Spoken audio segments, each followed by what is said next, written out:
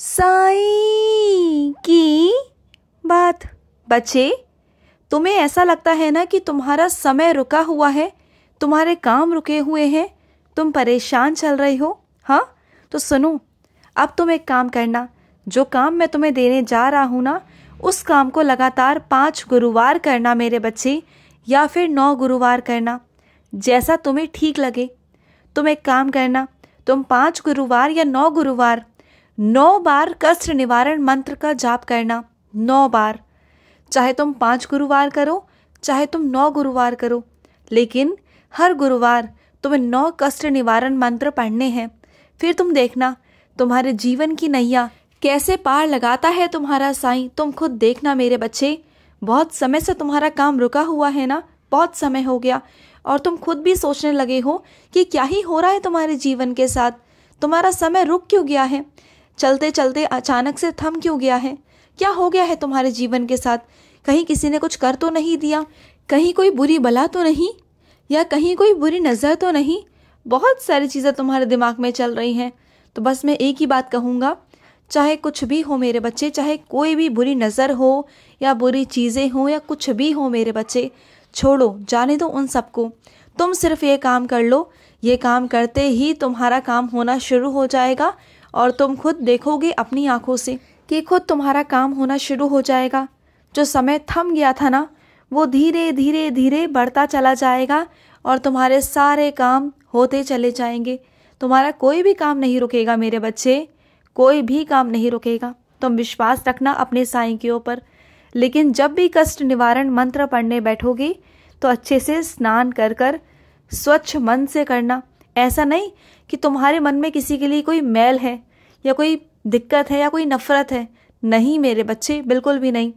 जब भी पूजा पाठ करने बैठो, हमेशा सकारात्मकता से, खुद के लिए भी और सामने वाले के लिए भी, जिससे कि तुम अच्छे मन से, शुद्ध मन से किसी के लिए या अपने लिए कुछ मांग सको। देखो, हम तन से शुद्ध होते हैं ना, तो इसी तरीके से मन से शुद्ध होना बहुत ज़रूरी है। जब तक तुम्हारी प्रार्थना नहीं लगती, जब तक तुम्हारी पूजा नहीं लगती, जब तक तुम्हारा मन शुद्ध नहीं होता, मन का शुद्ध होना बहुत ज़रूरी है, बहुत ज़रूरी।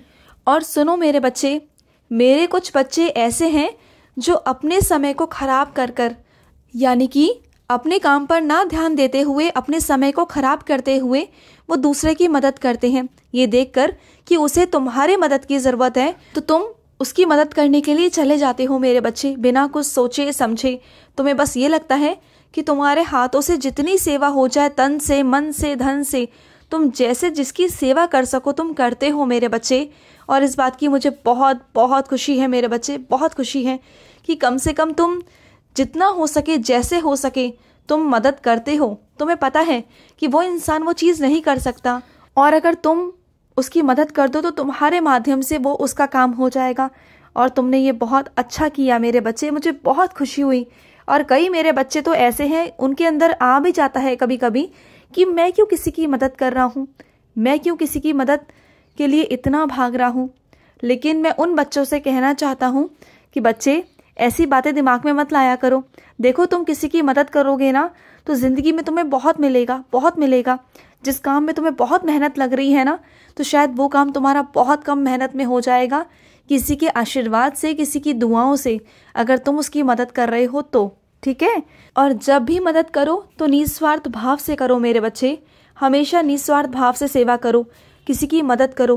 किसी के साथ मतलब निकाल कर सेवा मत करो कि तुम्हें किसी से मतलब है या किसी से उम्मीद है, या फिर तुम ये सोच कर रहे हो कि अगर आज मैं इसकी मदद कर दूंगा तो कल को ये मेरी भी मदद कर देगा। ऐसा नहीं मेरे बच्चे, बिल्कुल नहीं।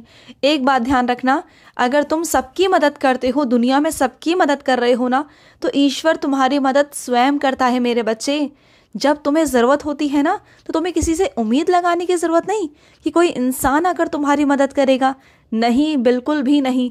अरे तुम तो भगवान के प्रिय बच्चे बन चुके हो। हाँ, तुम सबकी मदद करते हो, तो तुम ईश्वर से उम्मीद रखो ना, वो आएंगे तुम्हारी मदद करने, मैं आऊँगा तुम्हारी मदद करने।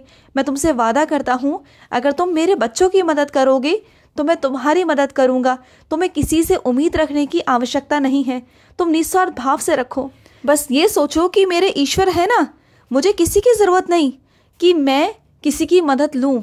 बस मुझे ज़रूरत है दूसरों की मदद करने की, और मुझे अगर मदद की ज़रूरत पड़ेगी तो मैं अपने साईं को आवाज़ लगाऊंगा और मेरे साईं जहाँ भी होंगे वो भागे भागे मेरे लिए आएंगे। और इस चीज़ का घमंड नहीं करना, इस चीज़ का तुम्हारे अंदर घमंड नहीं आना चाहिए कि अरे मैं तो सबकी मदद करता हूँ और ईश्वर देखो मेरी मदद करने आते हैं।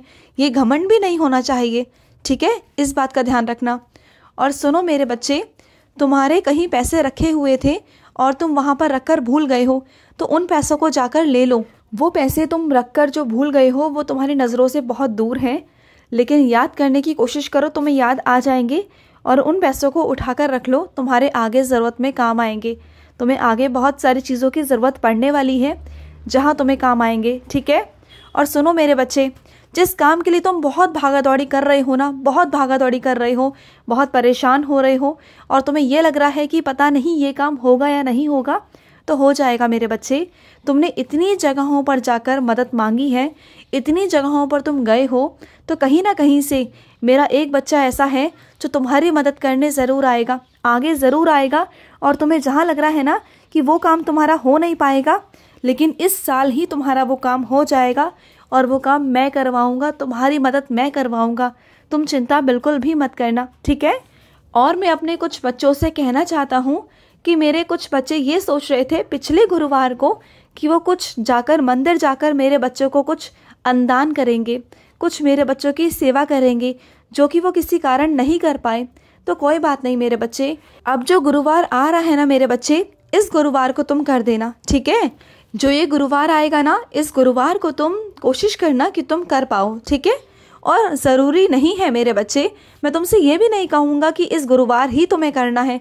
देखो तुम्हारे मन में ये भाव आया है कि तुम्हें मेरे बच्चों के लिए कुछ करना है, तो ये तुम्हारी मर्जी है कि तुम कब करो। जब तुम्हें आराम मिले, जब तुम्हें लगे कि हाँ तुम्हारे सारे काम हो गए हैं, तुम्हारे किसी भी काम पर कोई प्रभाव नहीं पड़ना चाहिए, तब तुम कर देना मेरे बच्चे। ऐसा कुछ ज़रूरी भी नहीं है, ठीक है? तुम्हें जब लगे, जैसा लगे तब वैसा करो। और ये भी ज़रूरी नहीं है कि तुम गुरुवार वाले दिन ही करो। देखो चलते फिरते रास्ते में तुम्हें मेरे बच्चे मिल जाते हैं, दिख जाते हैं, है ना? तो तुम तब भी कर सकते हो। तुम्हें जैसा ठीक लगे, तुम्हें जैसा भाव लगे, तुम वैसा करो। मैं तुमसे कोई रोक टोक नहीं कहूँगा या तुम पर कोई भी चीज़ें नहीं थोपूंगा। जैसा तुम्हें ठीक लगता है, जैसा तुम्हारा मन करता है, जैसा तुम्हारे मन के भाव है, तुम वैसा करो ना मेरे बच्चे, वैसा करो। और सुनो मेरे बच्चे, तुम सलाह लेते हो, तुम कई लोगों से सलाह लेते हो, अच्छी बात है, सलाह लेकर काम करना चाहिए। लेकिन तुम्हें ये पता है जिनसे तुम सलाह लेने जा रहे हो क्या वो सही है? जिनसे तुम समझ रहे हो क्या वो सही है? पहले ये तो जान लो कि वो सही है या गलत है। तो किसी ऐसे इंसान के पास मत जाओ जो गलत खुद है, वो तुम्हें फिर गलत ही सलाह देगा ना। किसी ऐसे इंसान के पास जाओ जो अनुभवी हो या समझदार हो, जिसकी लोग बढ़ाई करते हो, जिसके बारे में लोग अच्छा कहते हो, जो एक समझदार व्यक्ति हो लोगों की नज़रों में और तुम्हारी भी नज़रों में। तुम्हें लगे कि हाँ ये अच्छा सलाहकार है और जिसको भी इसने सलाह दी है अच्छी दी है, अच्छी ज़िंदगी के लिए दी है, अच्छे काम के लिए दी है, या अच्छी चीज़ों के लिए दी है, या समझाया है तो अच्छा ही समझाया है। ऐसे इंसान से सलाह लो ना। ऐसे इंसान से सलाह ले रहे हो जो खुद ही अपने जीवन में गलत है, तो वो तुम्हें क्या ही सलाह देगा, वो तुम्हें गलत ही तो सलाह देगा। तो तुम मत जाओ ऐसे इंसान के पास जो तुम्हें गलत सलाह दे, जो तुम्हें गलत रास्ते दिखाए, जो तुम्हें गलत दिशा की तरफ मोड़े।